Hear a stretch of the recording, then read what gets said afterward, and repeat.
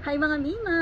Nahatid na namin si Jessie sa school, kaya kami ay gagala ng aking anak na panganay, si Angel. Tingnan nyo naman ang puno mga Mima, purple. Ang ganda talaga ng puno na to. Bihira lang to magpakita once in a year. Ang purple na ano na to, pero na-appreciate ko talaga. Kaya masaya ako.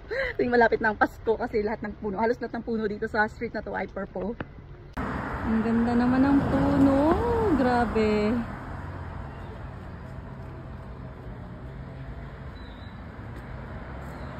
Ang ganda sa mata. Yung ground nila, puro na purple. So, McDo? Talaga? Sige, mag-McDo muna tayo. Ano, bago na isip ko? Mag-McDo daw kami. Libre ako ni Angel. Libre mo ako? Hindi, libre mo ako. Ano ba yan?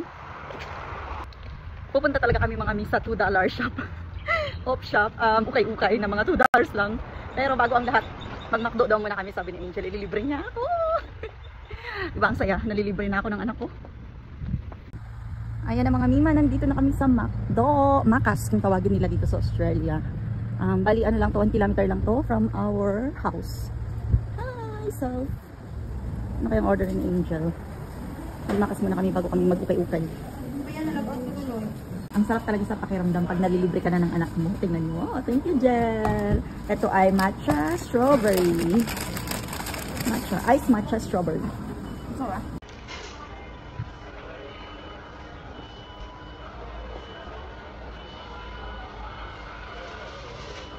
Siyempre, pag nakain ako ng mga wrap na tinatanggal ko lang yung pwede kong kainin kasi diba low carb.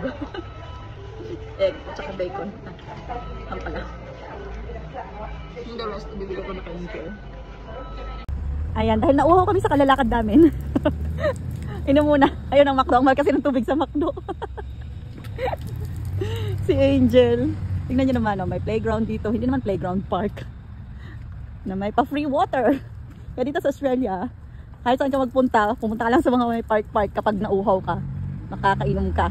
Dahil meron silang free water. Ayan, nandito na kami sa ukay-ukay mga bi. Yung $2 na ukay-ukay. Ayan o. Caring for the earth and each other. The op shop. O diba? Kasi, ano to dito mga bi. Mga donations lang din ng ibang tao. Tapos binibenta nila for a cause. Ganun. Ito mga free to diba? Ito dito, pwede kang kumuha ng mga free items. Shades of Grey.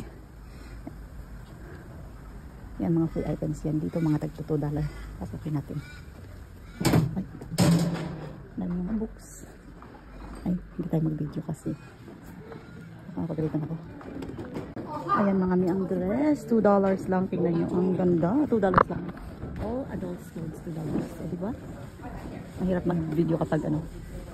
Maraming tao. Ayaw nilang masagit. Ayan yung short. $2 lang. Diba? Ang ganda. Bilhin ko yan. Kahit marami na akong damit sa bahay. Hayaan mo na $2 lang naman.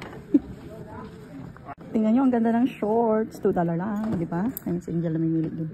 $2, ang dami. Tingnan nyo mga ang ganda ng dress. Gusto ko siya, bibilin ko siya. $2 lang naman. Witchery ang brand. Parang medyo malaki siya, pero lagyan ko na lang ng belt. Ito pa! Ang ganda! Matutuwa si Jessie nito. $2 lang, $2. Ayan na mga mi. Ang ganda-ganda. Ito yung nabili ko sa ukay na $2 lang. O diba, matutuwa si Jessie nito. Ito yung mga napamili ko. Nagbayad lang ako ng $13 sa akin, $12 kay Angel. Ay, si Angel. Ay, 13 pala sa'yo. Si Angel, nanguha ng ano. Meron silang mulberry tree dito. Andun yung ukay-ukay.